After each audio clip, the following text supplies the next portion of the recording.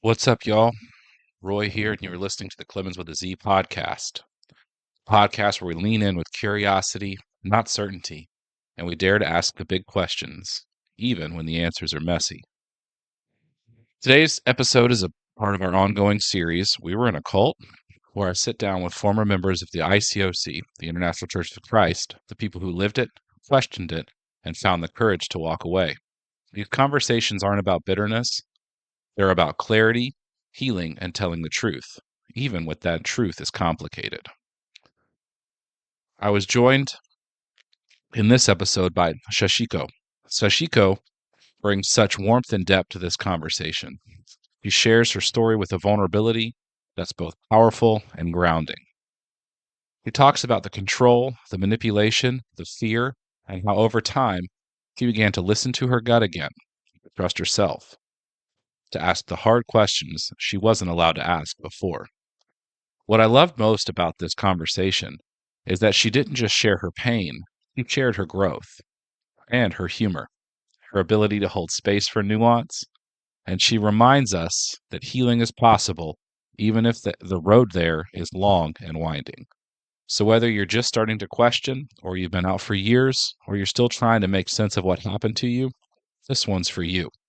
So take a breath, settle in, and let's dive into it together.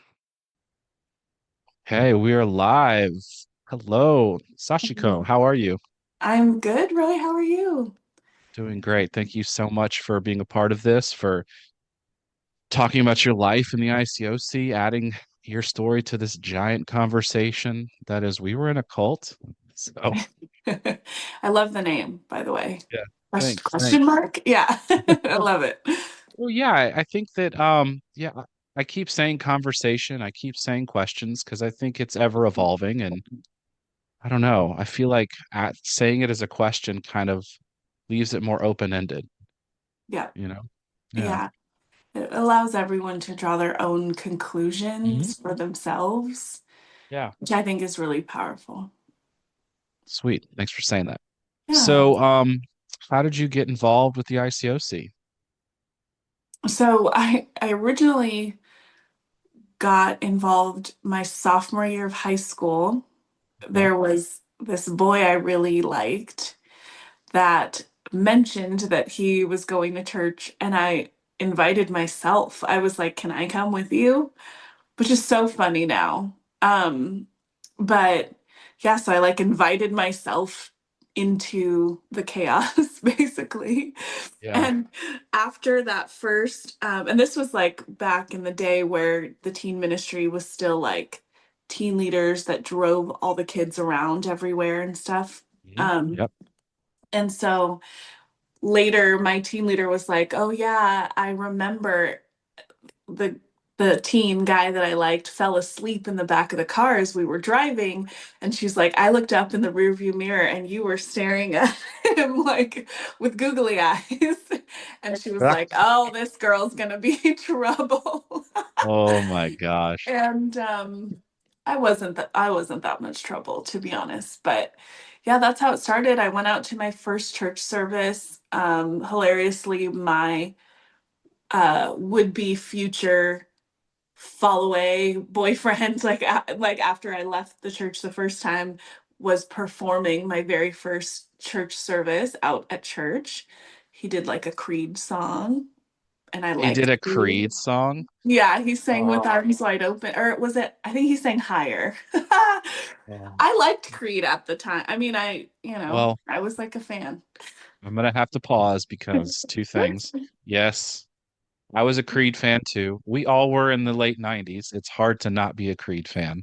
It's Um, good stuff. there's two times that I've walked out of church services Mm. because of the music, and they both were because they were singing Creed songs. It's so funny how I was just like, no, we can't have Creed playing here. This is too on the nose. Anyway.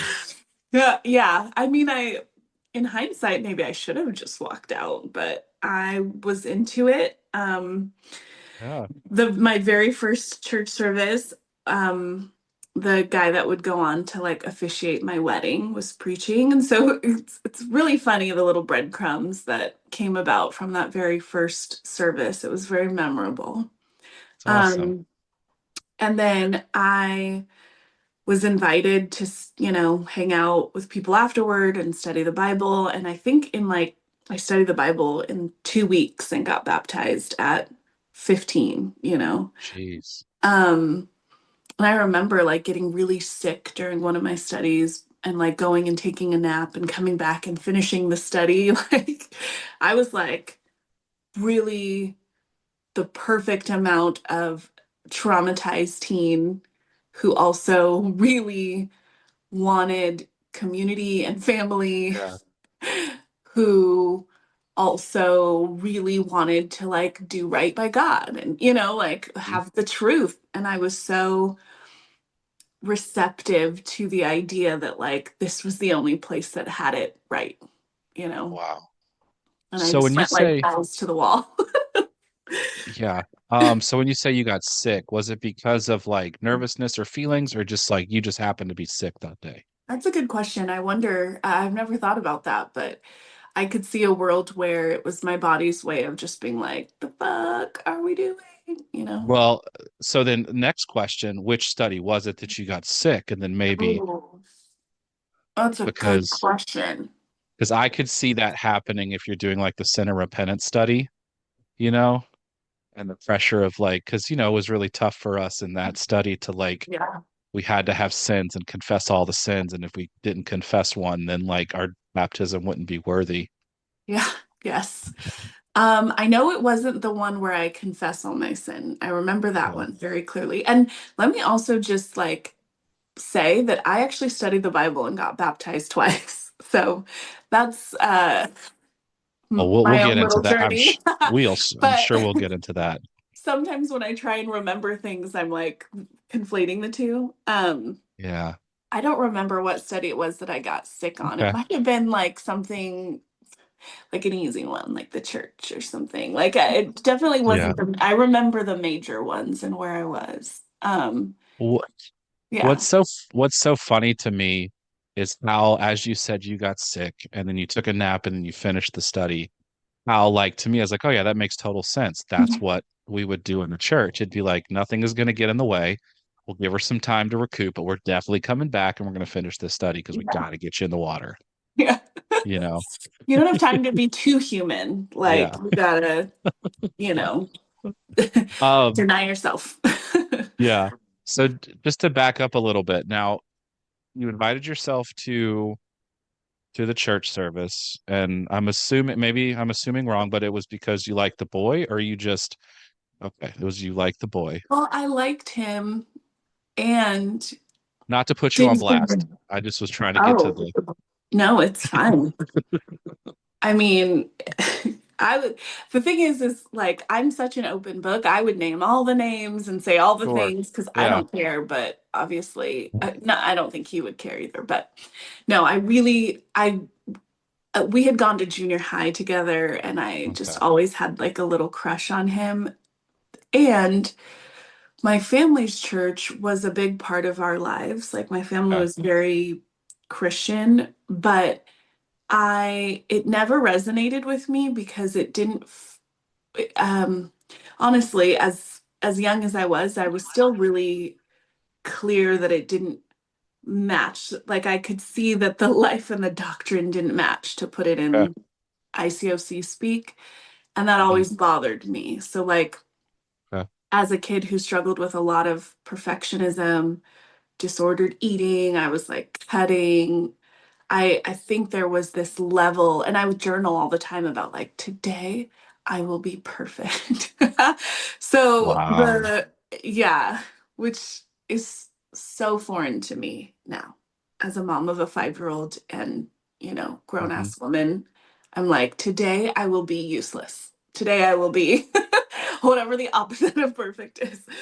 But at the time, I was so obsessed with perfection and like perfect living and understanding who I was supposed to be in a framework that someone else validated. And so Yeah. I I really think that I was the perfect candidate for being a non-Kingdom kid teen who was just like all in.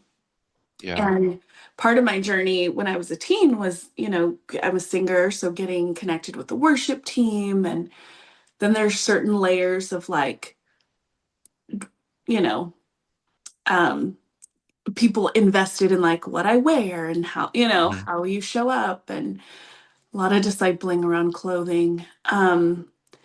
And then because I was like very mature due to life experiences, I was also leading things or like, speaking at things. I started discipling someone else as a teen. Wow. Like those were, at the time, they were like, things I was so proud of. It's so funny to look Yeah. back at now. But yeah, it was a very um, immersive experience. And to be honest, one that I'm very grateful for, as weird as that may sound, given the whole experience, because while I don't see myself having gone down like a really dark path or being really destructive, I do think that that was like a fork in the roads moment. It could have gone that way, and Mm. so there was a level of protection being involved in that environment. I think also many layers of trauma that I've then had to heal, but the place that I was in at that time, like I could have made some really more damaging decisions. Um, and at the end of the day, I probably could have used like a great therapist and a great, non-judgmental mentor and someone to just really like love on me, and not the church environment. But Hmm. I am grateful for the good in it, like having a community, feeling like I belonged somewhere because I was already cutting myself and starving myself, and extrapolate that over the next however many years, and that could have been really worse in some Yeah. ways. And so I'm a glass half full kind of gal, and so I see the good in comparison, if that makes Yeah, I sense. think it makes total sense. It's interesting when you're in something like this for as long as, we people like us have been in it. It's there is a lot of good that happened. Mhm. And that's what I think that's the struggle. One of my struggles is honoring the good Mm. without taking away from the bad. Mhm. You know, Yeah. it's like I tell people that I try to honor both of them because I don't want either one to outweigh the other because both are valid in our lives. Yeah. These both are valid things that happen to us Mhm. that led us to trauma, led us to pain, led us to all of this. But there's also these things that led us to being seen, being heard, and hope, you know, and Yeah. so yeah, I get what you're saying. Yeah. One thing I thought of is when you were talking about journaling, you said today I'm going to be perfect. I remember I used to journal when I was trying to really be as spiritual as I possibly could. I used to always, when I would refer to myself in the journal, I would never do an uppercase I for me. I always Mm. had to do a lowercase I Wow. because I had to make myself smaller to Mhm. to show God that I wasn't prideful, to show God that I thought he was greater than I was and that kind of thing. But like that kind of stuff like does the opposite, Absolute right? bullshit. Yeah, right? When you say that, I have a visceral response because Yeah. the programming of like Mhm. you deny yourself, you don't matter, you make yourself Yeah. lesser. While I don't know that the average member was like intentionally wielding this like psychological bullshit, because we all did it, but Yeah. when I think about the heavy psychological programming and how that could have affected like my child had we stayed in that environment, it makes me so mad. Like that's a trigger Yeah. for sure because I there's when I feel like when I learned how to heal and really love myself, then loving other people was like this natural overflow. But Mhm. spending so many years being like, I don't matter. Let me just get approval and take care of others and deny myself, which by the way is the hallmark of a parentified child. So you take like my childhood trauma and you put me in the church, and I'm like the quintessential church member because Yeah. parentified children do not learn how to care about their own needs at all. And so I was really good at denying myself and taking Hmm. care of people and showing up for people. And there's a modicum of that that I really appreciate because I'm a world-class friend now, but with like boundaries and Yeah. like Hmm. better priorities. Um, but Well, man, the lower case I like I get it, and that shit's well, brutal. like I think what we learned, or what some of us learned, because I don't know if the leaders learned this. I think there's a level to this, is that for me, every other person comes before me. Yep. Everybody. It doesn't matter who it is. They get to be first and I need to be second. And what, Less. yeah. And so Yeah. what ended up what's happened in my life is this like cycle of I give until it's too much, Hmm. and I give past there's no boundaries. Yep. And then I'm left with nothing, and then I'm hurt and I'm upset and I'm sad and I'm wondering why nobody cares. But then I feel like I deserve this because this is what it's like. I'm still like, Jesus sees this and he's going to give me my treasure in heaven or stuff like that, you Yeah. know? Yes. Yeah. I really relate to that. I think I have a couple really, not I think, I have a couple really strained family relationships because of that dynamic. Because of being a disciple, Mhm. I felt completely ran over. I almost said ran through, but that has a different connotation. But I felt completely run over and like Yeah. used and abused, but then I would just take it because I needed to be lesser so that Yep. Jesus could be greater. And when I finally got a spine and stopped showing up in that way, it was like, oh, you've changed, and Yeah. and look, like now you have expectations of me, like that's too much. And, and so I've never closed a door or blocked anyone, but there's certainly relationships where it's like, I will never reach out. Close relationships, I will never initiate a connection ever again. And that's out of like an extreme um, love for self and really the consequences of that parentified child dynamic coupled with the messaging of the church and Yeah. the harmful self-denial message coupled with finally getting my own shit together and healing and people just being like unable to meet me on that frequency, and I'm okay with that. And Hmm. in order to justify that end, I become a villain in that story, and I'm also okay with that. I'm okay with being the villain, which never would have been the case back in the church days. Yeah. No, no, no, no, no. Yeah. I mean, You it's had to it's be the hard. savior. Yeah.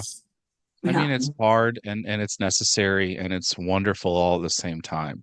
Hmm. Because once you start to get your power back, it feels good. It's like Yeah. I can serve, I can give and still have boundaries. Oh, wow. That's Yeah. great. You know? Yeah. Yeah. It's pretty amazing. Or like I can a big one for me was like I can expect and borderline demand reciprocal relationships. Like I can Yep. do that. Hmm. And that's not selfish or Nope. prideful. It's healthy. And going back to the pride thing, I'm like, think how many years we spent trying to be humble in the Yep. context of the church lexicon, which is not Hmm. my current definition of humility at all. But like how powerful that programming was in that environment. Like, so now it's almost like in some ways, in my like rebellion or my healing process, I was like, I'm going to become whatever the opposite of that is to really try that on and kind of shape shift that paradigm and not talk about myself in a self-deprecating way, unless I'm joking, and Mhm. not even see myself in that way and not prioritize other people's needs before mine. Like I really pendulums shifted a lot. And I think I've come back to a balance where um, where I'm very flexible and open-minded to people that I admire. But It's I'm awesome. also like very boundaried and rigid with people who I know because I'm still friends with a lot of people in the church. And so uh, they know what I think about the church. And at the same time, they know that I'm not judging them or I don't hold them personally accountable to my experience for the most part. But Mhm. I'm also not available for like your bullshit advice. We're not doing that, you know? Yeah. So yeah, it's been a journey for sure Yeah. in reshaping those paradigms and finding a balance, you know. It's definitely hard Yeah. to get back some of that, you know. For Yeah. me, my I when I'm listening to you talk, I think for me it was just my inward voice is the one that I had to develop. You know, it Mhm. wasn't so much I'm standing like, you know, not speaking self-deprecating. It's like it's the voice in my head that tells me I should be small. So I have to learn how to re-talk to myself, which sounds crazy, you know, when you think about that. But Mhm. like Yeah, I get it. that's just what the program that was running through my head for most of my life. And now I'm like having to view myself as bigger. Yeah. And I mean, there's value in understanding your place, your small place in this entire thing, Mhm. right? Like the insignificance of yourself with regards to your place in our world, our universe, all of it. Like there's power in that. Yeah. There's so many like Richard Rohr is a speaker or a I Franciscan monk love that I Richard Rohr. Yeah. yes. And he talks about owning your insignificance. But Mm. it's not like to the point where I was like writing in lowercase I. It's just understanding you're part of something bigger, Yeah. you know? Yeah. Well, and for me, that knowing it levels the playing field so much Yeah. for Mhm. me and everyone else that then it allows me to go, okay, well, what is my purpose and what am I meant to contribute and what's the best vehicle for that? And for me, that starts with radical self-love and radical presence. And self love to me is not self care and baths and all the like froofy stuff. It's like a deep and intimate knowledge of self and a willingness to meet myself with compassion and grace and understanding. It's that First Corinthians 13 type of love toward self. Yeah. And the more I know myself, the more I have to meet myself with those, you know, the grace and compassion and love and trust and long suffering, right? Like all of the things that I feel like I was taught to only give out, the more I give that in, the more it becomes me, the easier it is to live like that, right?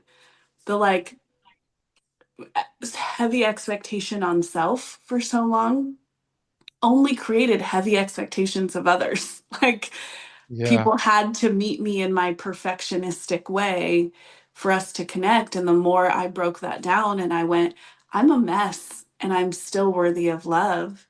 And when someone else is being a mess, they're still worthy of love. And all of that journey for me took many, many, many years and many, many teachers and many modalities and a lot of which I'm skipping ahead a bit, but a lot of which I did Sure, while it's fine. still being involved in the church.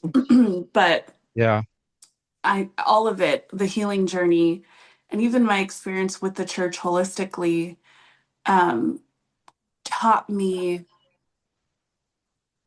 I feel like it taught me more than it took from me, but I will always talk about what it took from me as well, you know? Whoa. Wow. I don't want to believe you. Like that's just my first reaction. I was like, no, no, church took way more. But Mhm. I get what you're saying. And um that was so beautiful. You mentioned like I'm a mess and worthy of love. They're a mess and they're worthy of love as well.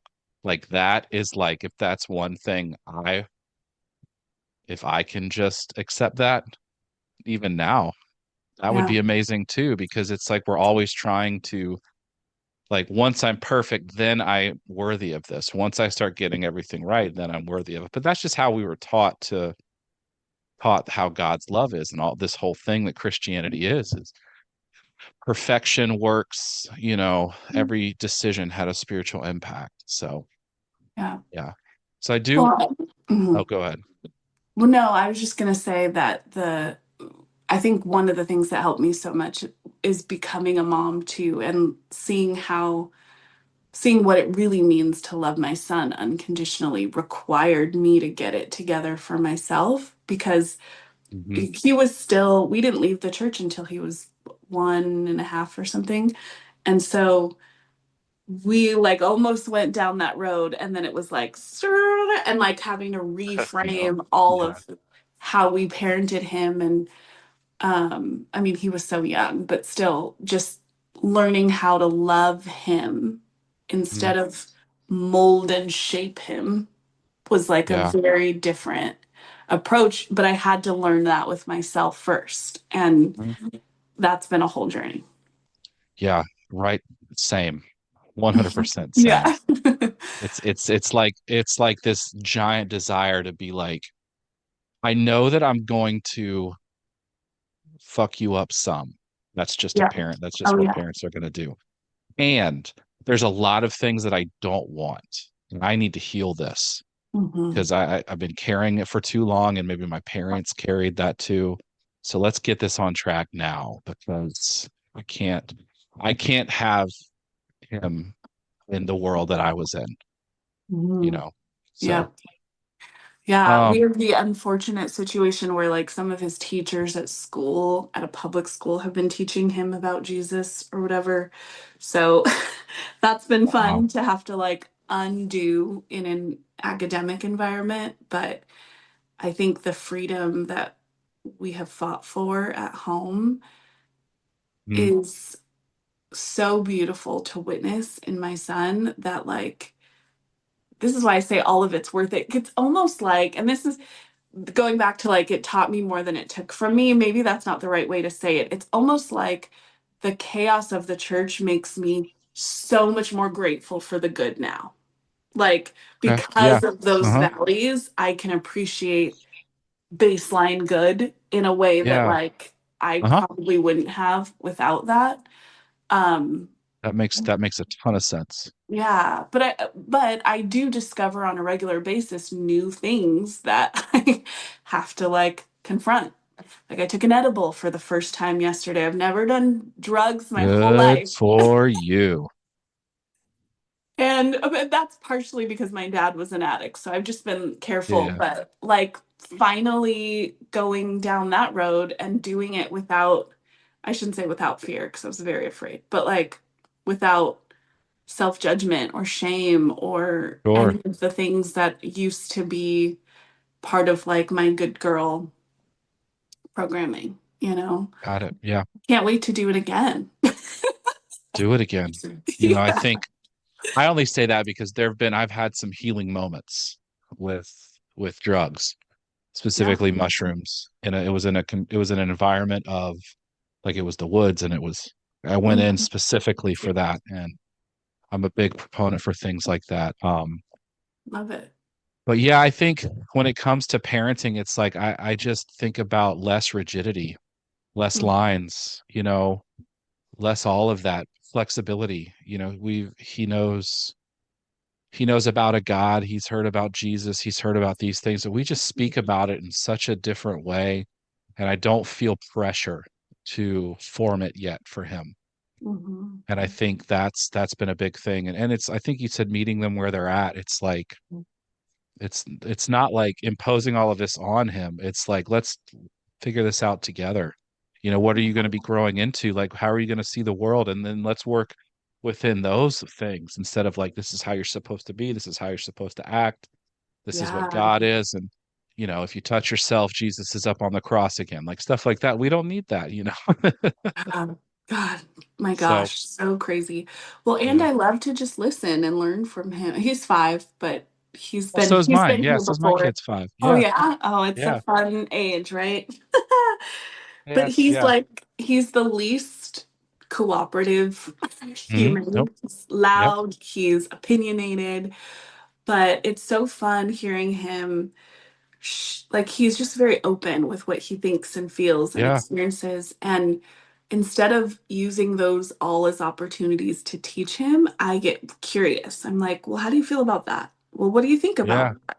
Hmm. Well, how did that make you feel? Or did that make you feel sad? And like really trying to just understand his little world instead of mold and shape his world. And like, obviously, we do by existing because they're gonna do what we do Sure. anyways. But like, it's so fun to just treat him like a human, Yep. and connect with him as an equal in our shared humanity, and to share with him when I'm sad or when I'm having a hard time, or Yeah. Hmm. when I get mad and I need a minute, or whatever. And it's just the coolest. Like, we went on a hike yesterday, and he brought a little checklist of things to find and a little marker, and I dropped, like, I lost his marker cap at some point. I'm like, I'm so sorry, babe, I don't know where it went. And he was like, it's all good, mom, it's all good, no big deal. And I was just like, you're just the coolest kid. Like, Yeah. he had a lot of other moments, but like, I treasure the moments where he's just like, uh we have this shared humanity. We make mistakes, we have big feelings, we fuck up, and Yeah. there's this mutual respect and love. And it's the coolest. My relationship with my son is like the coolest thing ever. And I know it would not be what it is if I was still in that environment. Yeah. I mean, we could go down so many rabbit holes with this, with the kids, and it's a wonderful thing. Thank you so much for sharing that. But I want to back up just a little bit Yeah. to you mentioning, so was God a big part of your life growing up? Yes. Okay. Yes. My birth father, I mean, my parents took me. My birth mother was Buddhist. Birth father was Catholic. I don't remember much of my birth mom. She died when I was 7. My dad died when I was 11. But I do remember him taking me to Catholic churches. I remember taking the like communion, um, The wafer. the wafer. Yeah, which I thought was so cool, the way it melts. Yeah. Um, I do remember also just having that same confusion about like, this is what we're learning at church, and then you're like this raging drug addict and abusive man outside of church, and it doesn't match, and it just drove me nuts. Hmm. Um, and and then we got adopted by my aunt when I was like 13, and she was very like born again Christian in more of like an Assemblies of God church. Hmm. And so it was very much to like pray Jesus in your heart, speak in tongues. Um, we did a lot of like church activities and kid stuff, and like the Halloween, what's it called? The Harvest Festival, and those were always fun. And Yeah. like, so I grew up very involved in a church environment, but I really didn't respect the people in that environment, because when I would read the Bible and then see how people behaved, it just never matched. And it, it's so funny now because I don't I don't think it needs to match, right? Like, I just have a Sure. very Yeah. different paradigm. But like at the time, I was just like, if I call myself a vegan, this is how I eat, right? If I call Yeah. myself Christian, this is how it's supposed to look. And it just never matched up for me. And so when I invited myself out to church and got involved in that environment, certainly wasn't perfect, but my little perfectionist brain really appreciated the attempt for it to really match, you know. You were just perfect for the picking. Like That's what I say. you're just telling this, and it's like you're like a when you would share we would share our faith. It's like you're the person we're hoping to find, Yeah. you know. Um, so Yeah. like, so what was God to you then? Was it like this authoritative thing? Was it like the sky daddy that we talk about? Was it someone who was like we've talked about like a distant lover? Or like was it like more of a parent figure? Um, I think when I studied the Bible or like growing up, I think God was sort of this like Santa Claus type, Yeah. Okay. just like, are you naughty or nice? And not really anything authoritative, but just kind of someone who would evaluate me, basically. And then when I got involved with the church, God became like the ultimate authority. And I think I projected a lot of my experiences of my dad onto God. And Which we all do. Every one of us do that. totally, Every yeah, one of us. yeah. And dads really matter a lot, And Yeah. so in general, and then in our experience of like this uh, male idea of God. And so, like, my idea of God was like, I have to do it right. I have to get it right. I have to Yeah. like follow the prescription Hmm. as best as I could. And so that is what motivated me to study the Bible and get baptized because it was the closest thing I had seen to the prescription of the doctrine. And now, I can Got it. have a whole dissertation about what I think about the doctrine now, but like at the time, I really was primed to believe the Bible was the word of God. And then it was really easy for me then to go, okay, give me the like practicals. And of course we were in a church where it was like practicals for how you breathed and looked and what you did We with your had, hands. oh yeah, we had all the practicals. And in a way that appealed to me because Hmm. even today I'll watch, like yesterday I was with my partner watching videos about Tantra, and I'm like, this is cool to know the history, but like, what are the practicals? Like, give me the checklist. So, like, Yeah. that Uh-huh. aspect of our church really helped lift it off the page and like make it something I could do and follow. And so, I think the very systematic way in which we studied the Bible and then learned how to live was extremely effective and Yes, it was. extremely harmful, but like for my primed mind that just wanted someone to love me and tell me what the hell to do and like have an answer for every question, and had no parents who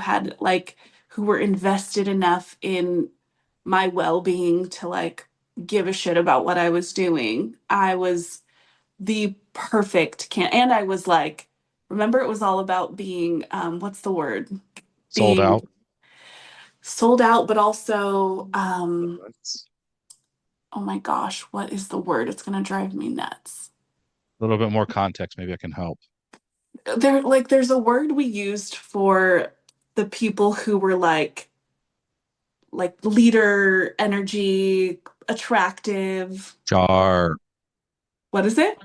Sharp. No, but there's a word in the church. Oh, it's gonna bug me. Yeah, we'll figure it out. The only thing I Oh think of is Berean. When we used to have the no. Berean challenge. It's like oh, this is gonna bug me. I'm Okay. sure it'll come later. This happened the other day and then the word came. Um, but yeah, it was like this. very impressionable girl who also happens to be like gifted and an honor student and like a leader and, like athletic. And so it was like this perfect like mix of very impressionable and very like able to make an impression at the same Yeah. time. And Mhm. so I um I think I think there's many ways in which it was the perfect storm, you know. Got it. So And then, okay, I'm sorry I interrupted. What were you no, gonna no, no, say? you go. No, Well, I was you just gonna go. say, so you go through the studies, you get past it, you get baptized. So I guess you just hit the ground running, like this was the thing. You were like, Yeah. yes, I'm glad to be here. Let's go. Yeah, I was all in. Actually, at my first baptism, I years later, people reflected this back to me. So I thought I was the only one that cared about this, but apparently it made an impression on everyone. But you know how you get baptized? I was in the ocean, and then everyone circles up and sings, Yeah. I have decided. Yep. So as we're singing, we look up, it's nighttime, and there's like it's a cloudy night. Yep. And so, like, right above our circle is all the clouds, and then the moon was shining through, and there's this like circle above us of clear skies with the like moon shining through. And I always, I mean, even a little bit to today, felt like that, like that was God's way of being like, you are on your right path. And, Yep. like, this Yep. is where you're supposed to be. We love And that stuff. yeah, me too. I felt like it was a hug from the universe at the time.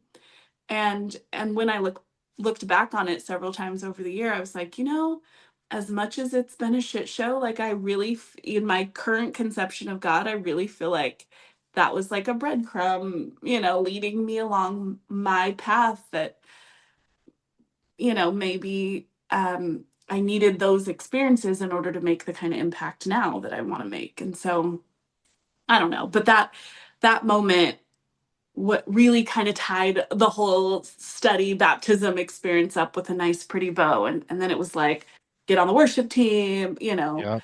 get in these groups, help disciple other teens, bring people out from school. I was, of course, a varsity volleyball player. I was ASB. I helped plan school prom. I didn't even go to school prom because I only went to church prom, which was also interesting. I love But I I love that there's separate proms. I know. It's like such a like we had to be you couldn't be you're in the world but not of the world. Yeah. There's no if you go to school prom, you're probably going to wear a spaghetti strap, and then if you wear a spaghetti strap, then that's going to make everybody struggle. And then once that happens, and you're going to get a front hug from someone, and then everything's going to erupt inside you. Before you know it, you're pregnant and on drugs before you graduate. Yeah. You know, That was, but yeah, that was the fear. it Le- was the Not fear. even hell, right? It was like all the like current life things. I Yeah, remember a couple years ago when I shared about something online, my friend later, who I spent a lot of time with in like recording studios, like a lot of time one on one as a disciple, as a married disciple. And he's like, I always wondered why you gave me the weirdest hugs. He's like, she's not really hugging me. And he's a Christian himself and a good yeah, dude. He wasn't being weird. But I was just like, I didn't even realize how weird. It's just so natural for me to not like the give. side hug, like you gave the Yeah, side I hug to think the I guy. would do like a a front but like angled. Okay, I see what you're. So So we're not you're hugging like putting this. one. We're Yeah. turning Okay, my so body away. it's a side frontal hug is what you're doing. hmm Yeah. With Okay. non-church people because they Yeah. go for Mhm. the front hug and I would just skirt, you know. And I just never even noticed it as being Mhm. weird. I might still do it with, because Really? it's so ingrained in me. Yeah. I mean, not with like someone I'm dating, but I mean, maybe in the beginning on accident because it's just what I've known, you know? I I like hugs, but I also don't want to hug everybody. And so my thing was, if it's not okay to hug, I just don't even want to hug. Like I'll Yeah. hug friends, but like the side hug it just felt forced. So I always hated it too. Um, Maybe I rebelled against it too much, you know. Um, but yeah. Yeah. Hi, brother. So yeah. Yeah. Sorry. I just I have would go out goodness. of my way. It was I guess it was the worst going to church because we had all the greeters because you had a greeter every 10 feet Mm, at our church. I don't know perfect. if it was that way where you were. Something like that. Yeah. Yeah, because you're in a hotel or a convention center or some Well, we had a place. building, Lucky. Orange County. Oh yeah. Orange County had the cash. I mean, Atlanta had the cash too, but we just never had a building. So you would be like, there would be like a greeter everywhere. And I'm like, I don't have time or the energy to sit, hug, say hi to every single person. Like, Yeah. anyway. Yeah. No, So, I feel that. I still struggle with how to greet people sometimes because it's so my nature to like go in for the hug. And then in some of the circles I'm in, there's a lot of neurodivergent people who mhm, just don't want to touch. And it's, I'm like, oh, how do I do this? You know? And yeah, I naturally am a hugger. I do enjoy hugging most people. And I've had to learn to let other people help me with like how to greet them because we didn't have options in the church. It yeah. was hug or nothing.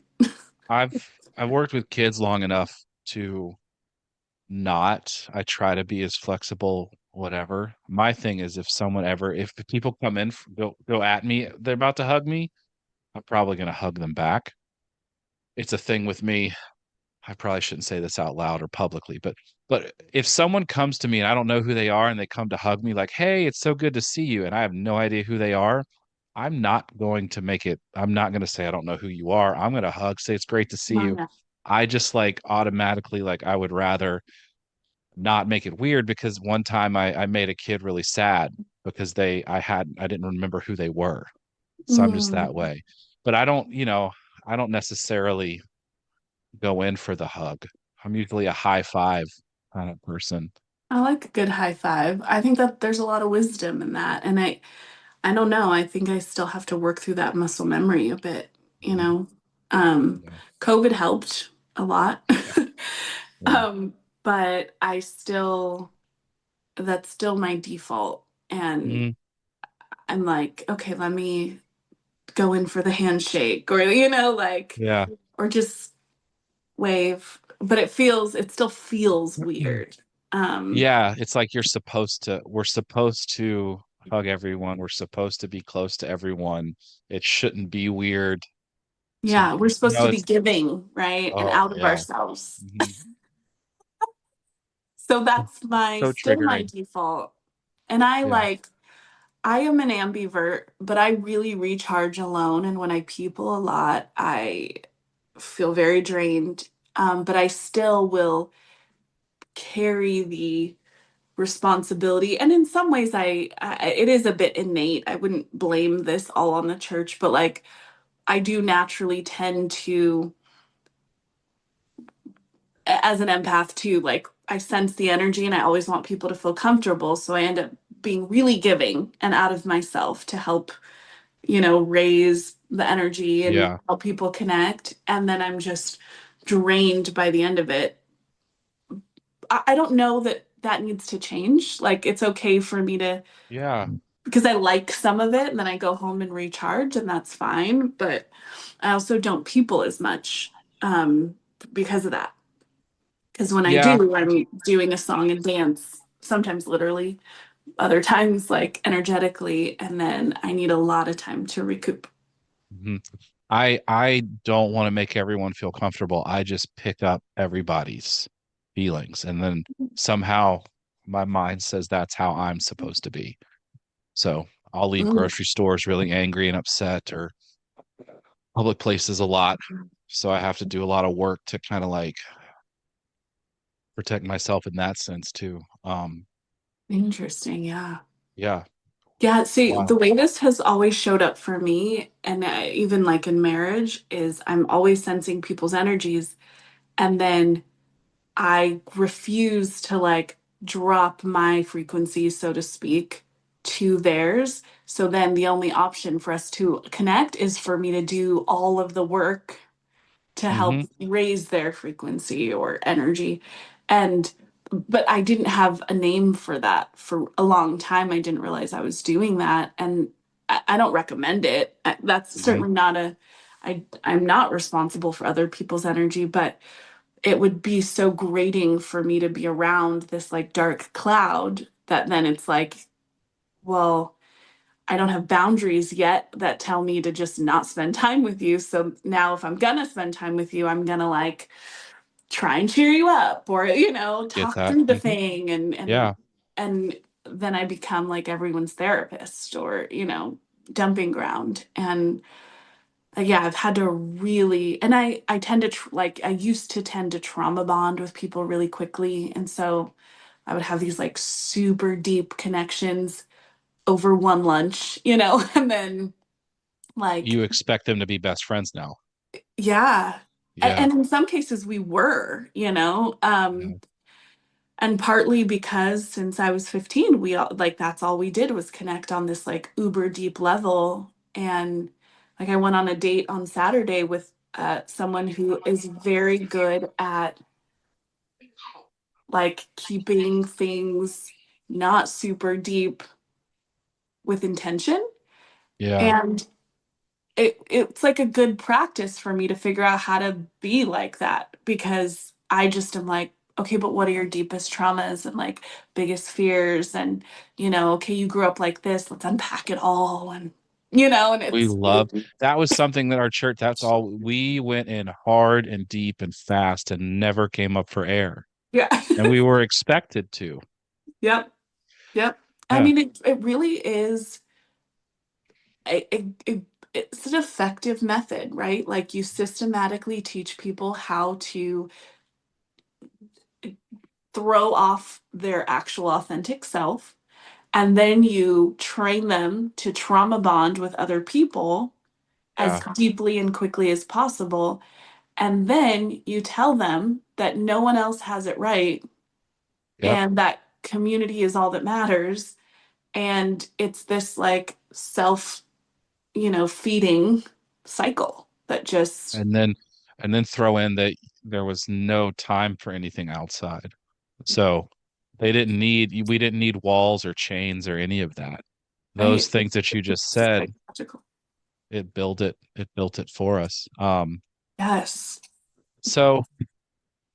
So you go through high school, I know we'll get into, so you said you were baptized twice, but so you go through high school in the church, you're in college as a church, I mean, or in our No, church. so I graduated high school and then my first semester in college, um,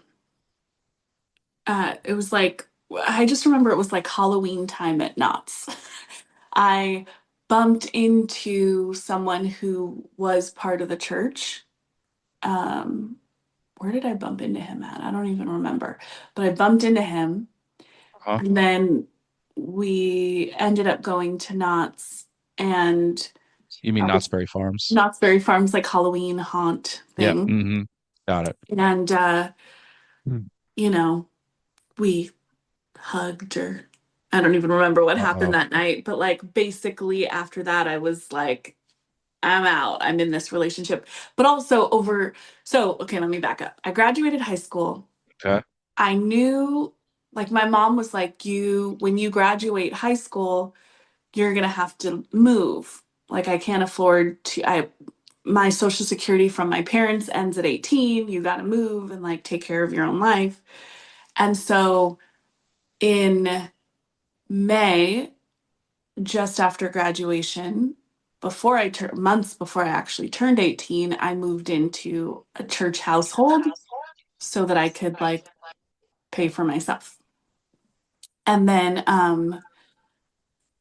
but like it was mentally devastating for me to be disconnected from my family in what felt like such a sharp, kind of cold way. It's very Um, abrupt.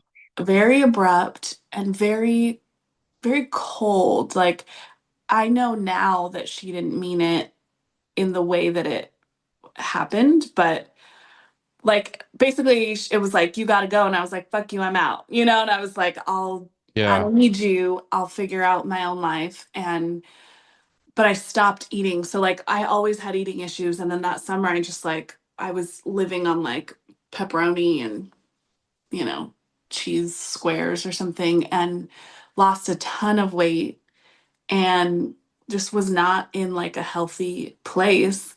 And then bumped into this guy that I had always kind of had a crush on and vice versa. And so I just like kind of went from the trauma of the church into my like first relationship with him, which was on and off for 6 years.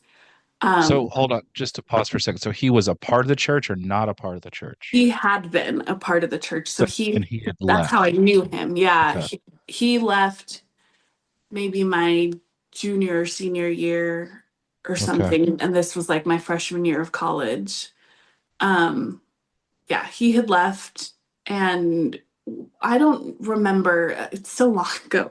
I don't remember if we kept in touch, but I know we had been good friends. This is the same guy that sang Creed at the first service. Okay. We bonded Got over it. Creed. We had talked on the phone a little bit, but he was much older than me. He was 3 or 4 years older, which is a big difference at that age. So it was never like a potential dating situation.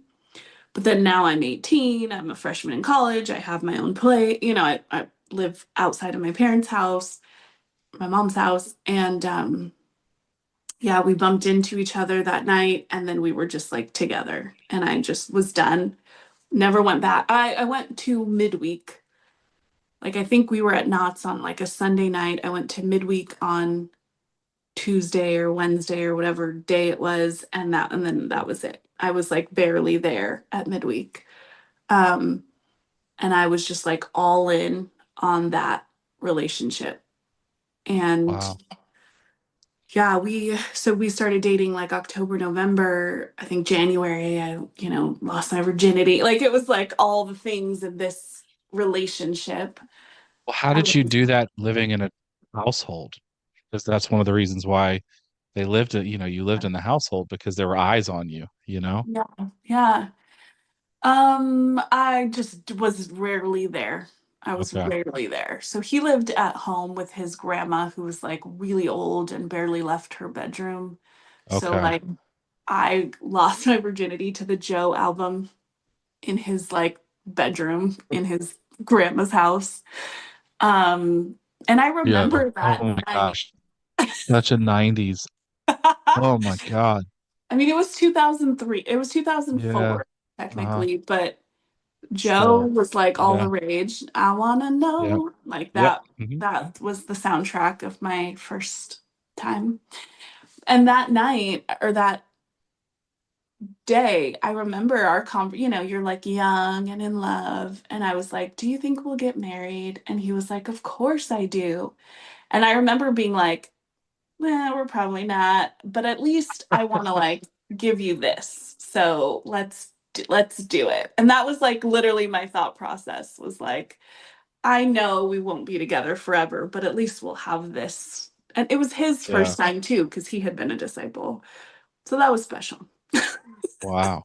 Yeah, You both jumped in with both feet. we did. So like, did you not want to be at church because of the relationship, or was it just you had felt things were weird, or you just needed a break, or you were just hurt? I think that I was just not in a good, like, Got it. healthy Okay. mental space because moving out, I felt so displaced and then I Yeah. wasn't eating. And so I was just sort of like a shell, I wasn't like feeling connected to anything or anyone. I was still like discipling someone and then no one was like, she wanted to date this person, and I was saying I didn't think it was a good idea, and then they dated, and then they left together, and I was just feeling like, see, no one even fucking listens to me. Like, I'm also like highly intuitive, and so I'm Yeah. like, I see, whatever. I so I think I just was like not feeling connected to the and also like all the people I was closest to, you leave them behind kind of when you leave the teen ministry and go into campus. And so it was all Yeah. these new relationships, um, in a new living situation, in a new city or new part of the city. And I was grateful I had my own car. I had, this room I was renting, but like everything in my life was different. And the only way that I felt like I could control it was by controlling how I ate, which made me very not healthy in general. And so I think Yeah. it was, there wasn't an overt issue with the church, but it was like your kind of standard, like major transition issue of like, I went from so much community to like a whole new world and didn't feel I wasn't taught how to be like solid in my own self ever. So Yeah. um I found that validation in this relationship. And then we had like this shared trauma of the church that we could bond over. And some of his closest friends were ex-church members, including the guy that I had followed out to church was like one of his closest friends. Um, One of our teen leaders at the time that I like joined the church was one of his closest friends. So there was a lot of enmeshment, and where you see like people who leave the church become besties. Like we were the Yeah. like prototype for that.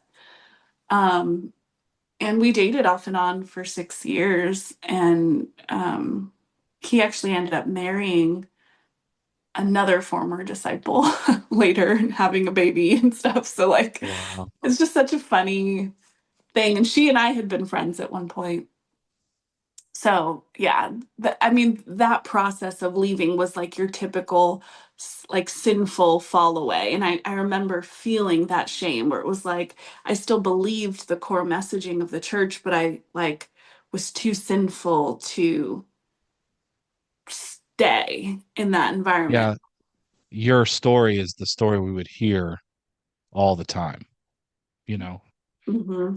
to some form or fashion, It's like that's why we, are so protective over, relationships and how this is because, she saw someone from the world and he wooed her and she was taken away or, or vice versa. He saw you or Yep. whatever. No, And when really exactly. that wasn't what the case was, or what the case, but yeah, shame, that's something that we deal with a lot, don't we? Hmm. Is the shame of the decisions. It's always there. I know that for me, you know, I think that's foundational for our doctrine. I think is that idea of shame and guilt. Yeah. So Yeah. so what got you back? You're gone for 6 years. You decided to come back to the church. Yeah. Yeah. Someone asked me that the other day, like, why the hell did you go back? I'm like, well, it was a slow process.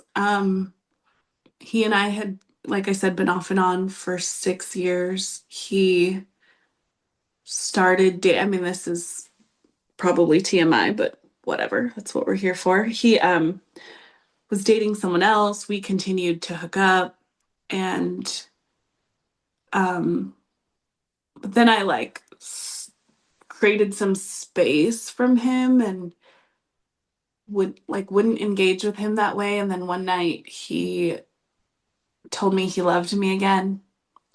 And Hmm. then that night, like, I'm like 23 or something at the time, still young and unhealed. And so I was like, he loves me again. Now let's sleep together again. And then immediately afterward, he was like, what am I doing? I have a girlfriend. And Oh, left that sucks. yeah, like left my house and then the very next night took her virginity. And I think that just really fucked me up. I I mean, that would had fuck anybody up. Yeah, it was not nice. Um, I started like I would had this kind of off and on again relationship with this other guy. Um, but I think the experience of that hurt started a quest for like understanding. I started just like going to seminars and going to workshops and like trying to replace the church's doctrine for myself in a way. And so started learning about a bunch of things, became certified in hypnosis, certified in NLP, um, did this total health mastery course where I did like a raw living, like raw food diet for a long time. Started pursuing my dream again of music, which I just always like bop in and out of, and working with a producer and like started a new relationship with him. But in all of it, like that's where I would call it like the spiritual first awakening started, where it was like, let me um figure out who I am in this like unknown universe. But um like as I did more and more of these different modalities and tried more and more different things, I still wasn't dealing with the core root of my trauma at the nervous system level. I wasn't dealing with the self concept still. I wasn't Yeah. healing. And Mhm. so the more I searched for things, the more I did like the Landmark Forum. I don't know if you're familiar. This is when I read The Power of I Now, The am New Earth. Like, I'm pretty well versed with Landmark Forum. are you? My wife and a bunch of friends of hers have all done the forum and the one that's right after that. The Advanced. That's what I Yeah. did. Forum and Advanced. Oh wow. So I did all the things. And then, I'm sorry, I got to pause because I went to a Landmark Forum event and I had been like 4 months out of the church and it was not good. Like talk about triggers. Because Landmark with all of its self-empowerment, the mental work that you do, I was like, this is just like church, and I like was sweating. It was not a good thing. wow. Yeah, I saw benefit, total benefit for it. I'm not like knocking it at all, but it was just like I went in too soon, and it was like one Yeah.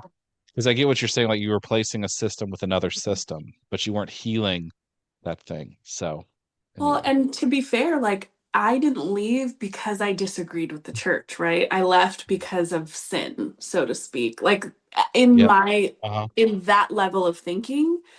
So it wasn't that I didn't believe the Bible that caused me to leave. And so I started to like learn and try and question. And ultimately, because I wasn't healing the like deeper self-concept stuff, that desire to live right and that perfectionism and that pulled me back into deciding. I actually went to a couple different churches, went to church with my family.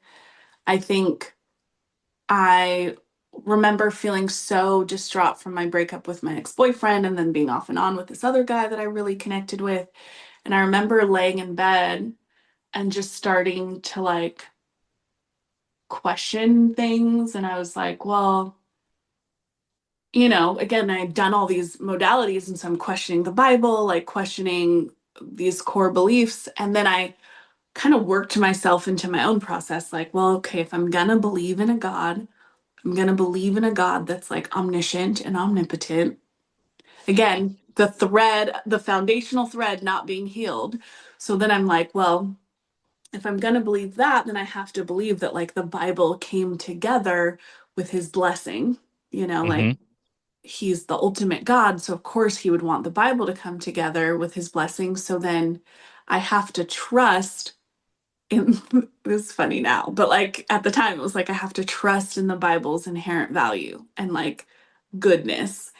And so then I was like, and I was happier when I was involved in a church because I was felt very Yeah. lonely.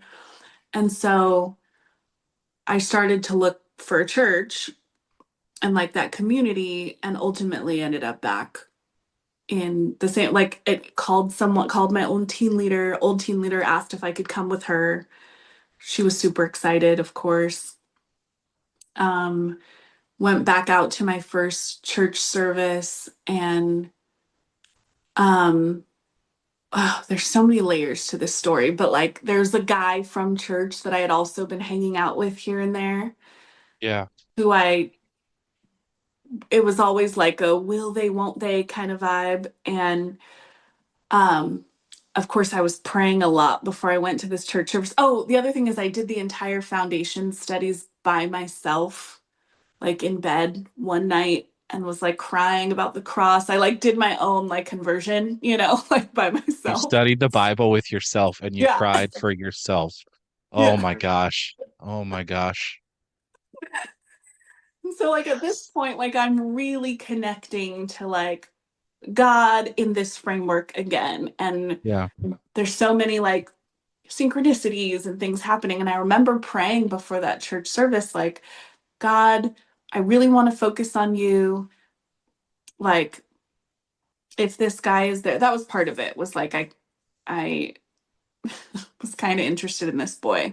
It's so funny to think about all this. But I'm like, I really want to focus on you, God. Like, don't let me be distracted. Like, I hope he's not there. And of course, he He's there. wasn't there. Well, Oh, no, he he wasn't? wasn't. Okay. It was a great church service. Everything was great. Yeah. And then at the very end, he comes waltzing in from like Kids Kingdom. And he's like, I've been praying for you. Like, I heard you were here and I had to come see it for myself. And Oh my gosh. one of the guys that was on stage, my very first church service at 15, was there, that I was like buds with. I got to see a lot of people that I had been close to. And it just, this was also like I left right before Henry Crete and came back right as like the church had kind of reset and recovered. So it Yeah. felt good and very different to be back in that environment. Like Hmm. the post Henry Crete energy was much more palatable at the time. And so I was just like, I feel really good. And did a different kind of Bible study series because I had already done the foundation studies by myself. And I was like, already believing again. And then so You're an we did, overachiever. yeah, yes, not anymore, but I was for sure. Um, And so we did some like different studies, and then the conversation came up of like, do you want to get restored? Do you feel like you need to be baptized? Do you feel like your first baptism was valid? And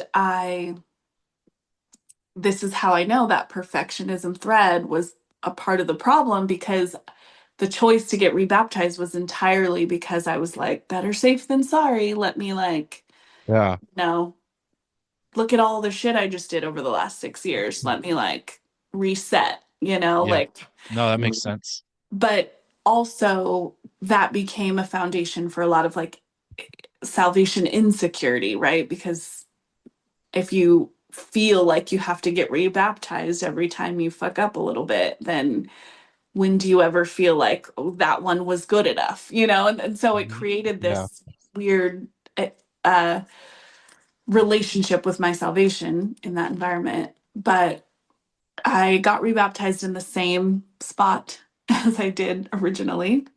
Did the heavens open up like the first one? They didn't. They didn't. God was like, why are you back here?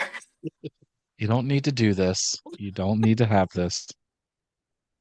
Like, what choice are you making? And what's funny, so this is funny too. I stayed in touch with another friend.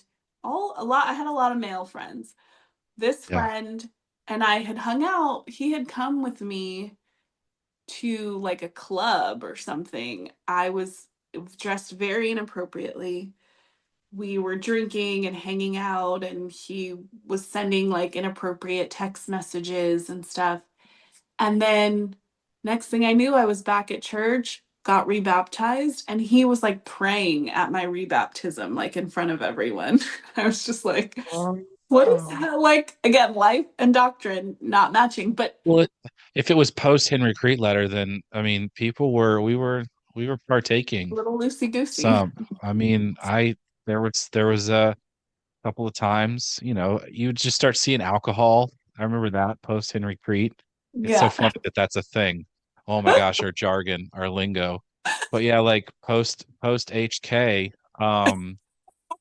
there was like you would hang out and there'd be alcohol.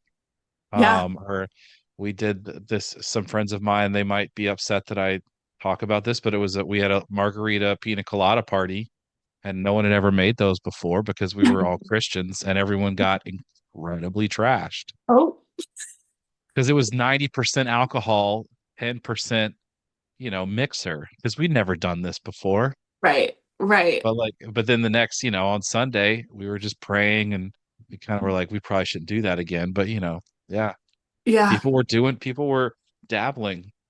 Well, there were people were dating outside the Yep. church and all sorts of stuff. And I think as I stayed involved, like things got tighter, Yeah. after Mhm. that. But I, I mean, and this friend in particular was definitely living a double life. Like he Yeah. wasn't like just keeping with the like vibe of the times. He was like intentionally very deceptive and ended up leaving shortly thereafter. But like, yeah, I got rebaptized in that same environment. I actually remember that night, like asking my old team leader for advice.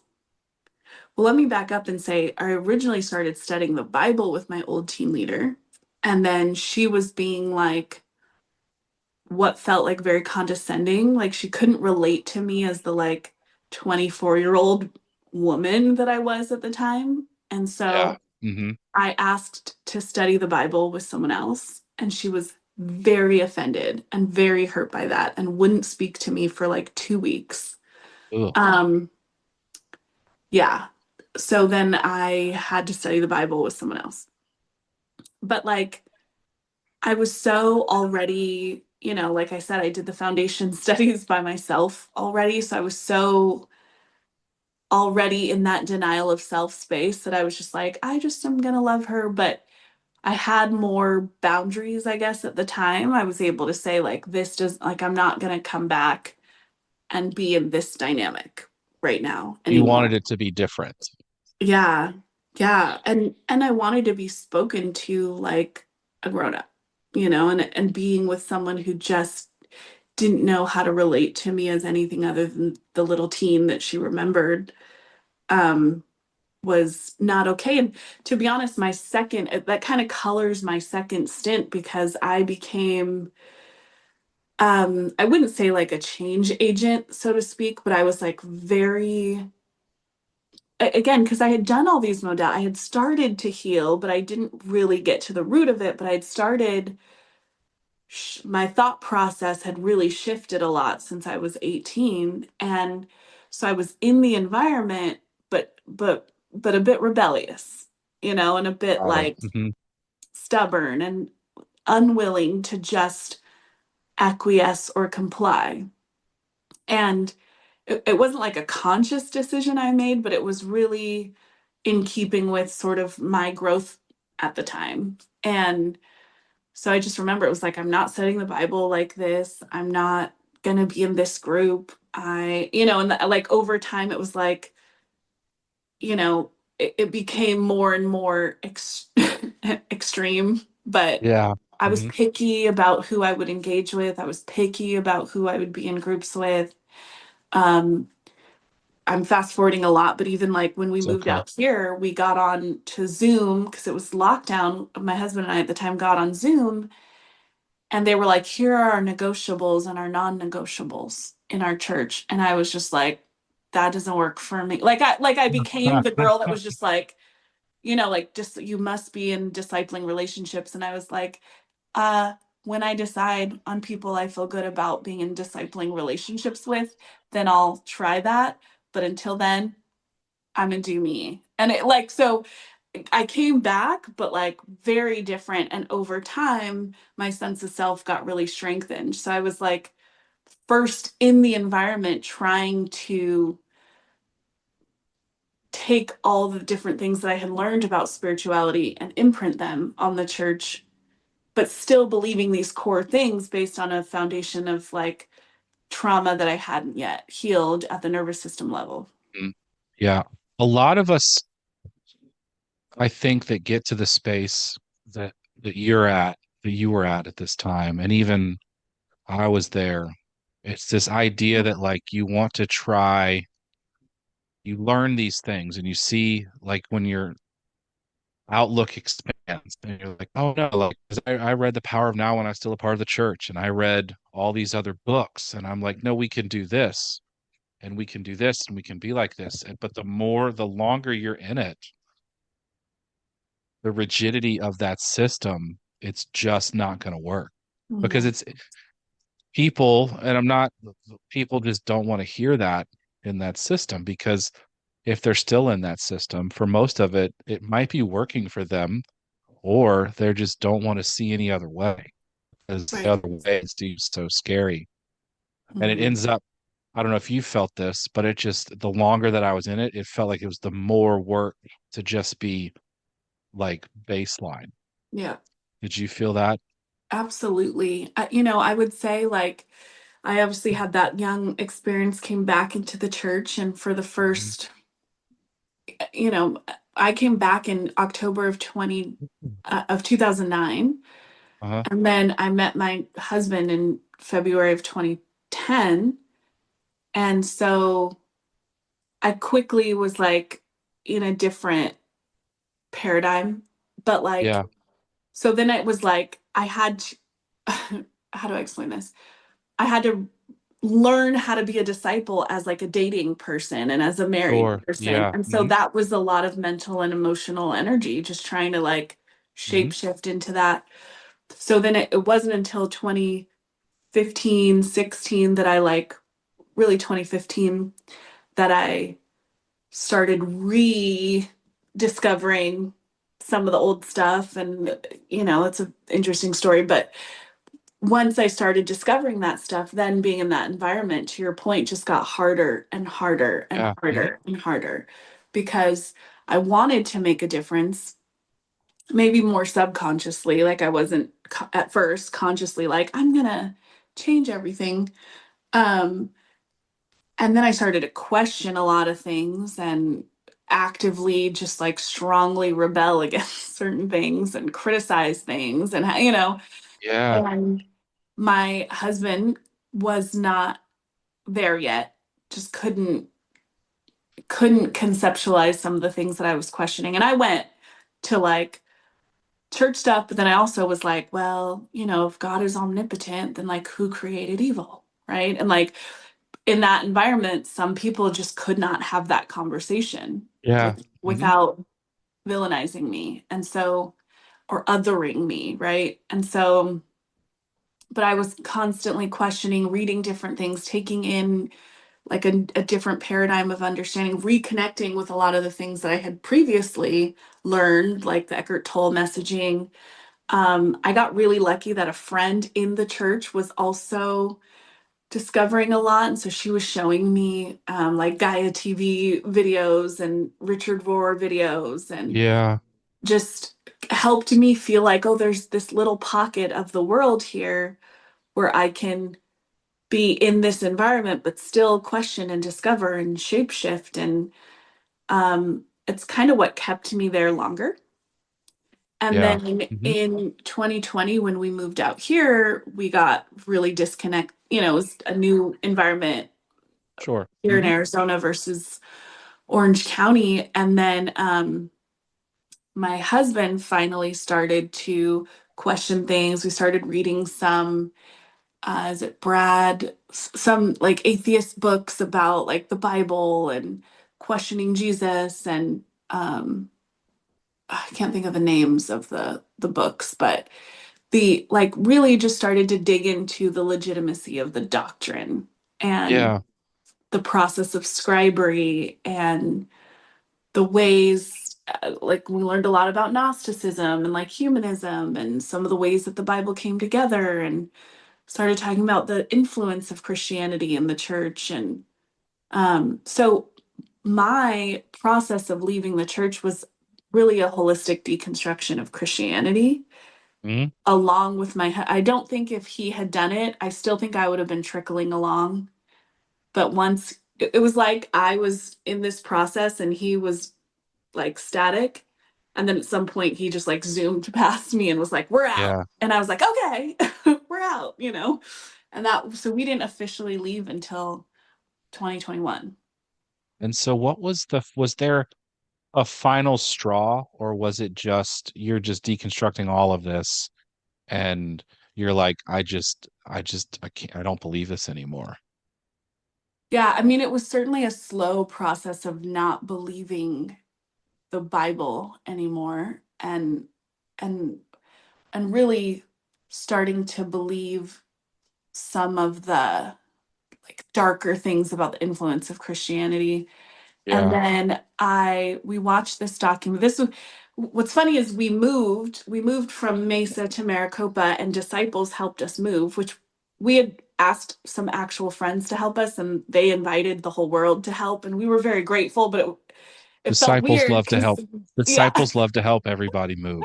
That's the thing. But anyway, because we go all ahead. moved so Sorry to, much. yep, Yeah. yep, yep. But Go it ahead. felt weird because it was like the guilt of like you just used the church to move, and then we And were now like you're leaving. out Yeah. shortly, Uh-huh. like right after that. But so what happened is we moved here and we started watching a bunch of documentaries about different things, and one of the last one, which is kind of weird, but it was the straw that broke the camel's back for whatever reason, was a documentary about Dionysus, like the fish god, Yeah. and Mhm. the like ways that that relates to the Bible and the Catholic Church, and even like Yeah. Catholic priest garb and all this stuff. And I was just like, all of these um, pagan ideas, symbols are everywhere in modern day Christianity. Yeah. And what we're actually practicing is a form of witchcraft, which I isn't a negative thing to me now in my understanding of witchcraft, but it was like we're casting spells and doing all these things and calling it Christianity. And the process of scribery is not at all a reliable process in my personal Yeah. understanding of how the Bible came together, and the conversation about Jesus, the conversation about whether Jesus was actually considered God in the first century and in the original writings, and how certain things in John got added later, which called Jesus God. And then it was really interesting to me that the ICOC studies started in John, like started with that framework. So you see the whole of the Bible through this lens that wasn't even original text. And it just, I mean, you can hear it, right? It just, Yeah. I Yeah. was Yeah. like, Yeah. No. none of this. And then we watched this one creator on TikTok, which was interesting. He was like Gnostic, but he was like, I believe that God is the devil. And he was just like, what if, like, step back and look at a lot of the Bible, and like, what if you just chose to see God as the devil in the story, like as the villain of the story instead of the good guy? And I think I've seen what you're talking about because it reminds me of things. Yeah. yeah, Mhm. it Sorry to just was, interrupt you. no, no, no. I appreciate that. Because it sounds crazy in the world we come from, but we were so taught to never question Yeah. things. And so to flip the conception of God completely on its head, and to be able and to see so much evidence of this idea of God as kind of the bad guy in the story, was it didn't create a new belief. I'm not now Uh-huh. like, oh, God is the bad guy, but it was such a drastic framework to look at everything through, that it helped me it helped my brain detach from my previous conceptions of God, like in a really Yeah, drastic yeah. way. Yeah, I was kind of the same way Mm, because in a lot of ways I burnt it all down just to figure out what would grow from that. yes. I think if there's, and I just came up with that, but I'm really glad that you're speaking this way because that's literally what that was my journey. It was just burning it all down to find out what'll grow from it. Yeah. Because you need, like, we are the programming and the manipulation and how everything was given to us to view and to believe was so big and so strong and so hard on us that in order for us to find out what we really believe and what's really true for us, we have to dismantle it all. Yes. And it Yep. needs to be, in a way, sometimes it needs to be this radical thing Yep. because without it, because there were times when I was listening to you were telling your story, and I was like she could have just been pulled back this way, or she could have just been pulled back this way. Like for me, I had to leave the state. Luckily, I met this wonderful lady who's my now wife, who just was her plan was to move back to Virginia. So I got to leave the entire system that I knew because there were so many moments that I could have been just, I mean, there it's okay. I'll just stay. I mean, I can have some of these conversations. I can talk about the big picture stuff, especially after Rob Bell's book Love Wins comes out. I'm like, maybe there's not a hell. I felt like there were some people I could talk to about that, but like you're saying, I was piling things on top of things without figuring out what the problem was and like Hmm. healing that little thing. It was just like you're saying these things. I was like, I did the same fucking thing. Yeah. I saw this the same fucking way. This is crazy, you Yep. know, because you have to heal this stuff, or else you're Mhm. just turning systems into another system, into another rigid Yes. framework, into another like toxic belief system that hurts you, you know? This is absolutely, it's why it's my current core belief that like all change happens at the nervous system level. Because when our nervous system is wired for toxicity, positive, what is it, toxic positivity, which I think is the church's like hallmark, and Yeah. trauma bonds and all those things, then no matter where we exist, our nervous system is going to connect in that way. And so that was what was happening for me as I was learning a lot, but it wasn't really fully creating this like major transformation because on a nervous system level, I was still dealing with these core self-concept issues. And You it, sound like a chiropractor. interesting. My wife's a chiropractor, Oh, and she says the same thing. True healing starts with the nervous system. I believe it. Yeah. It's our subconscious. It's how, like, Mhm. it's our belief system that shapes how we relate to the world. And I wasn't addressing anything at the nervous system level. And so Mhm. while I was taking in new information and processing things differently, I was still the same energetic signature, so to Yeah. speak. Uh-huh. And so that's what I was connecting with. And it wasn't until 2016-ish where I started to really learn how to heal my nervous system and learn how to process and release negative emotions and like feel what I feel Mhm. instead of having them all be trapped and whatever. At like, that's when eventually it was like, none of this makes sense to my new nervous system anymore. Like, this, I can't relate Yeah. to the Mhm. church anymore. Not like I couldn't find an excuse, a corner of my mind that I could put up with all the bullshit anymore. And that happened slowly over time until there was just that one, like, okay, now we're really done.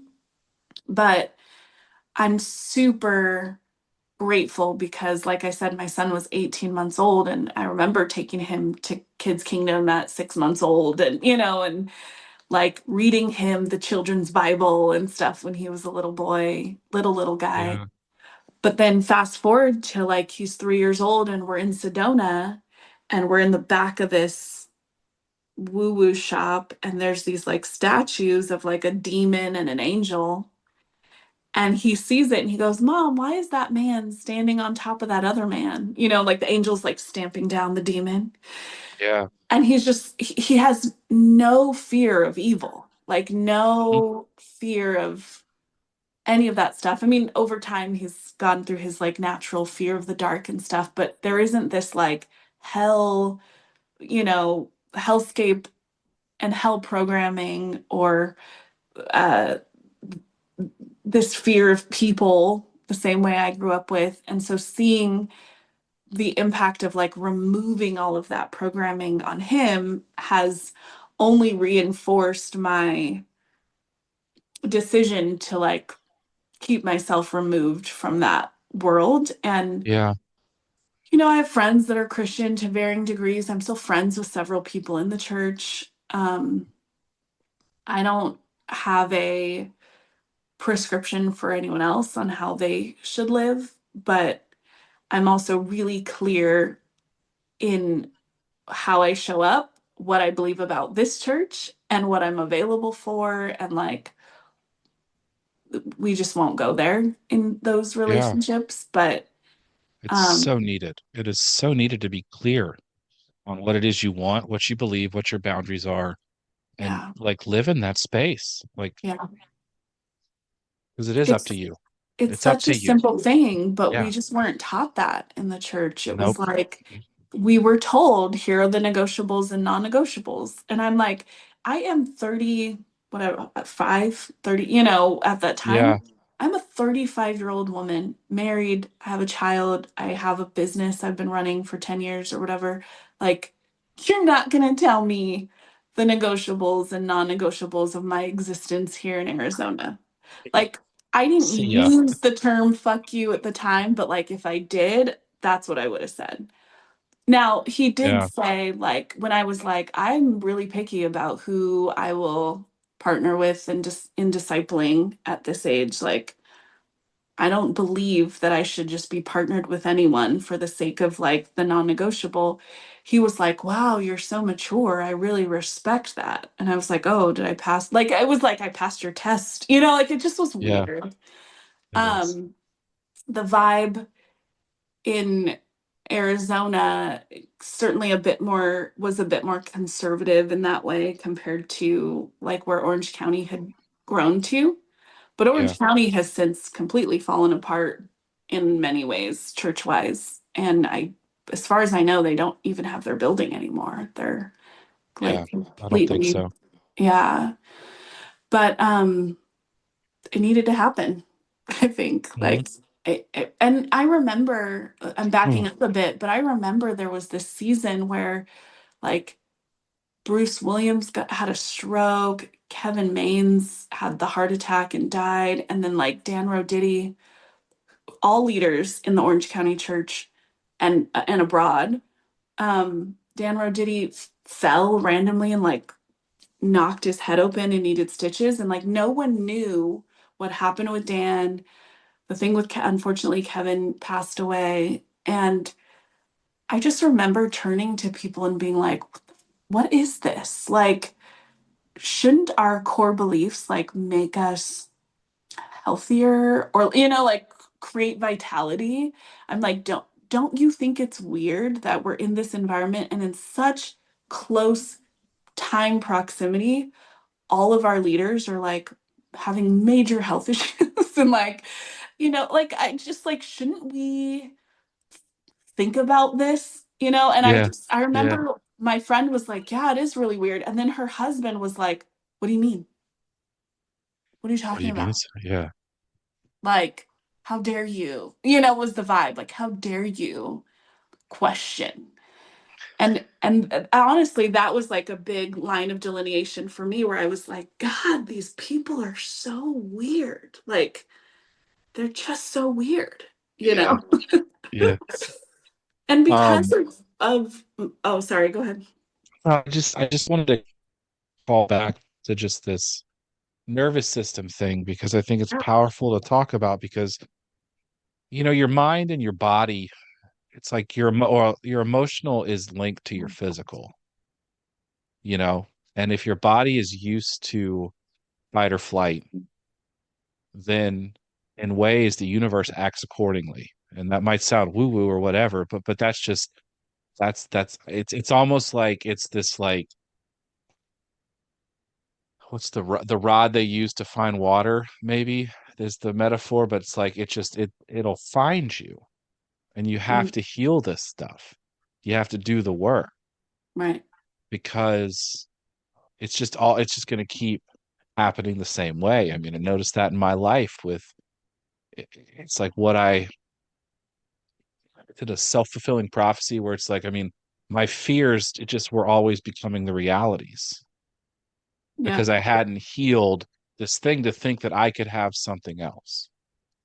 I could think some another way. And I think it's powerful that this conversation has like grown into this in the last hour and a half or so, 2 hours to say that because Yeah. it's not something to gloss over. It's not something to just, oh, you said nervous system. I'm not going to listen. And I hope people do listen to that because it is because you're never there's never going to be change if you don't heal at the root cause, you Yeah. know?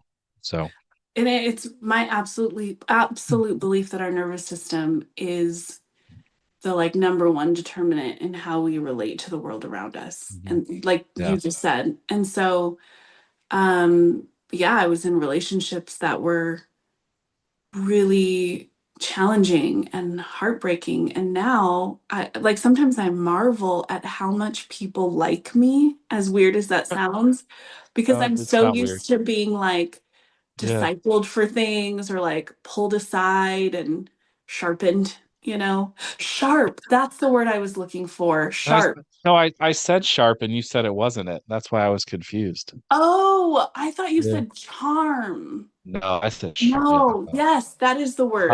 I'm sorry, Yeah, I misheard you. it's okay. Yeah. But like I do the same thing where I'm like, if you're telling me something good about me, I assume you're talking to the person behind me.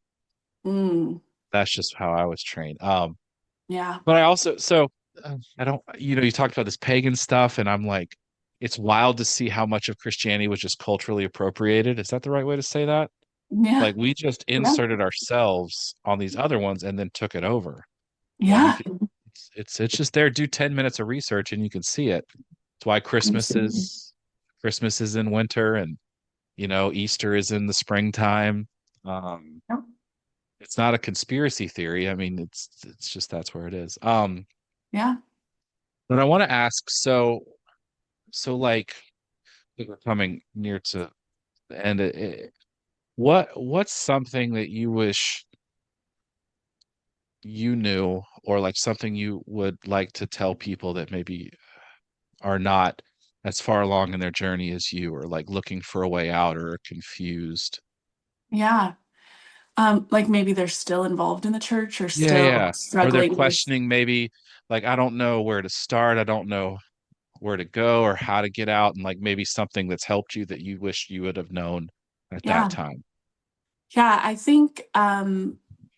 think the biggest thing for me was just learning how to create safety in my body Hmm. is like the biggest one. Like just to stop and notice like how does your body feel in certain environments and to have that level of self-awareness and attunement is it's my belief, you know, I've done a lot of life coaching. It's my belief that ch- change is like 90% awareness, right? Like Mm. the moment you become really aware of something, you can't become unaware of it. Yeah, So yeah. start with being really aware of how your body feels in certain environments. Like notice when you feel really at peace versus when you feel anxious in your body and start to develop that level of attunement. One of the things that helped me, which is sounds very woo woo, but there's many ways to do it, was I started going floating in sensory deprivation tanks. Hmm. And my body was so at peace after that experience that it was the first time I realized how much anxiety I was living with all the time, because I had like finally gotten to a space of baseline peace in my body that uh, I was able to notice how much chaos I was feeling in being at worship practice and then early to church and then this discipling meeting and this meeting of the body and this, midweek and leading this, you know what I mean? Like all of Yeah. that, Uh-huh. I started to actually realize how much anxiety it created in my body. Yeah.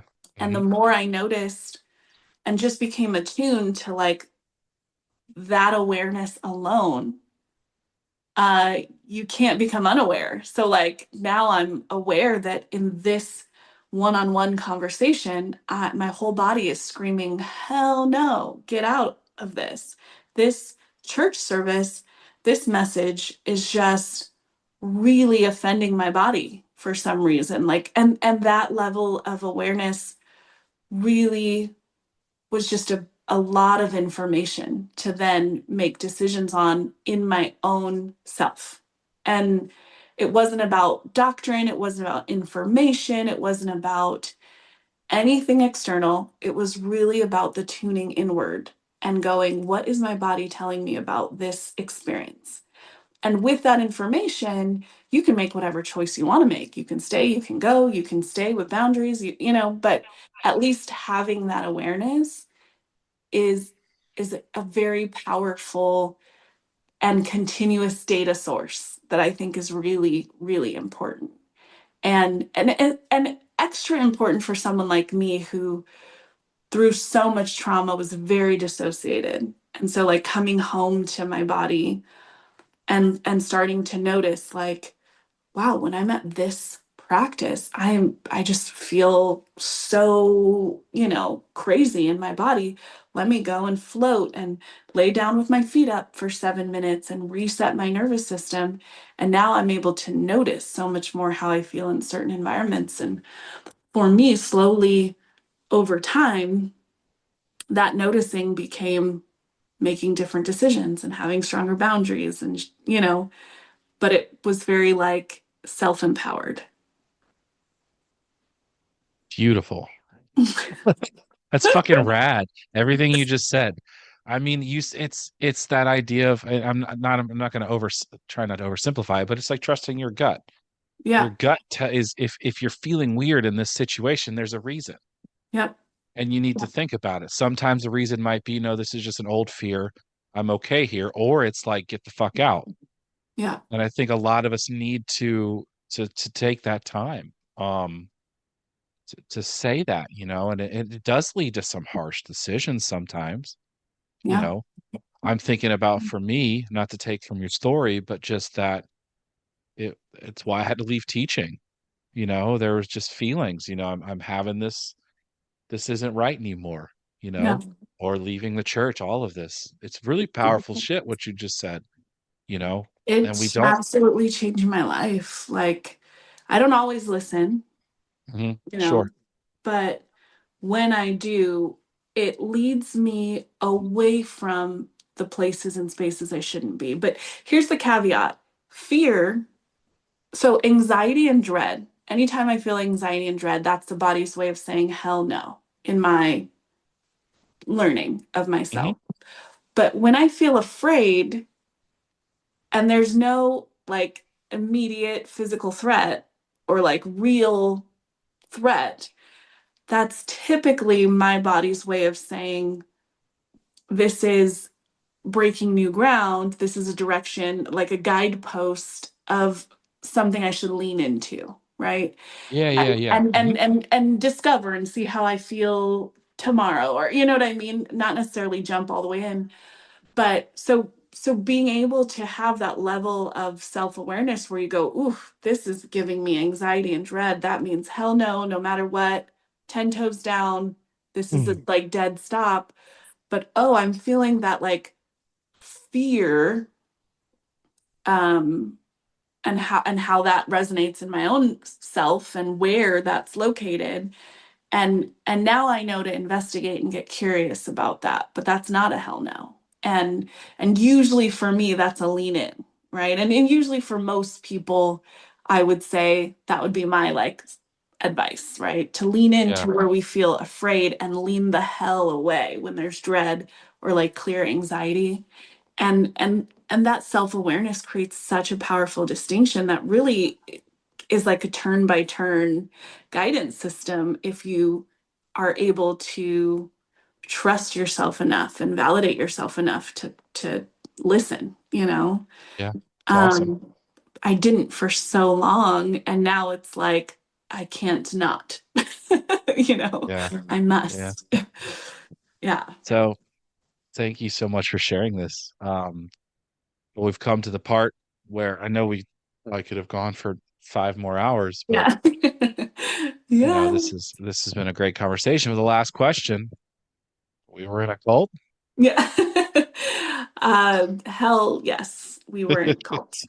Yes, I Okay. kind of came out of the cult closet in like 2023 and really shared a lot of strong opinions about my thoughts about the church, and that was very healing for me. I actually like noticed that my singing range improved and lengthened just from like freeing my voice in that way. Good. Um, and yeah, I absolutely believe. I actually saw this post the other day that was like, no, we weren't in a cult, but they told us like what to, how to dress and like where to go and how to spend our time and how to think. Sounds like a cult. But like, no, it definitely wasn't a cult. Like it was a mockery. Yeah. Um, and that's, you know, and I've friends who are like, I hate when people say it, like friends in the church still who are like, I hate when people say it's a cult. It's so trendy to call it a cult. And it's like, well, no, we all really believe that. Maybe get curious about why, you know, and that doesn't mean you have to Yeah. change your decisions, but to just like ostrich yourself when people talk about it being a cult is part of the problem, sir. Well, even for me, it took me up until I didn't officially say until like 2 weeks ago or 3 weeks ago.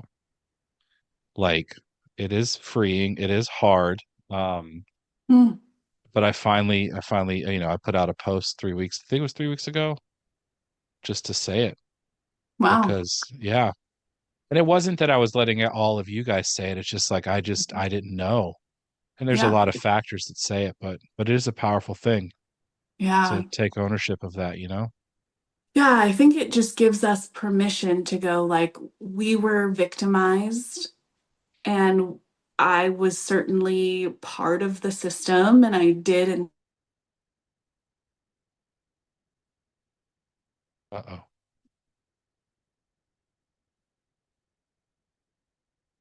okay. We got a little cut off there. Oh, yeah. Sorry. I'm It's not sure okay. where it got cut off, but basically, like, we were victims of a system. Yeah. And of course, as Mhm. a victim of the system, I was part of the system in a lot of Yeah. ways and did things and said things that I absolutely cringe at now. Mhm. And also can give myself grace because I was 15 when I got involved, and I certainly wasn't any level of leader that uh that was influential enough to feel like it's my fault, like I'm clear that I was doing what I thought made the most sense inside a system that was really toxic. And of course, if people reached out to me and were like, you hurt me in this way, I would absolutely apologize, right? But I'm not, it's clear, I have a clear conscience about not needing to go around and like do an apology tour, I'm like Yeah. just in my role. But I absolutely believe that like we were indoctrinated into a system of belief that made us othered. And and some of the like actually connected recently back in 2023 with Hanya something, who's like a leading cult expert.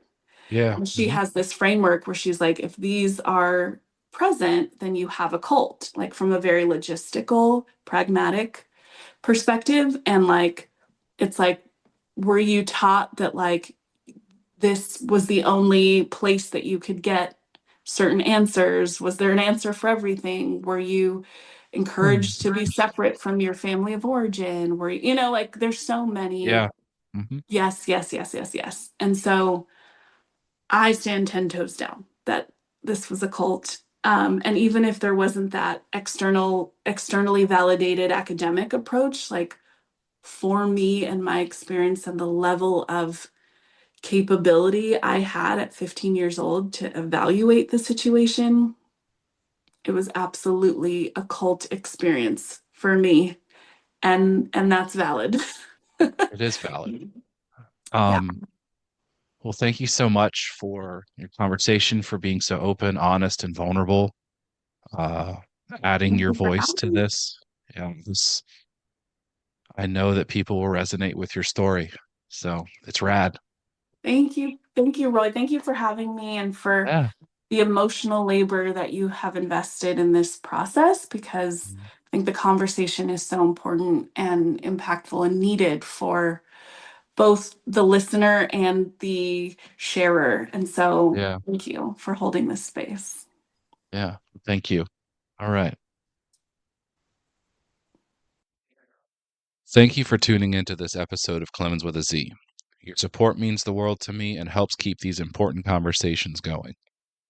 If you are a member, were a member, or know someone who was a member of the ICOC, the ICC, or the RCW, and would like to share your story about life in and out of the church, I'd love to hear from you. Together we can continue exploring the question, we were in a cult, and perhaps find some healing along the way. You can reach me via email at clemenswithaz@gmail.com or send me a DM on the Instagram at the Clemens with a Z podcast page. As always, if you enjoyed the podcast, please rate, review, like, and subscribe. It helps more people find these stories. And don't forget, I'm just a channel, I ain't the source. If you'd like to support the podcast financially, you can find a link to my GoFundMe in the show notes or at the Clemens with a Z Instagram page.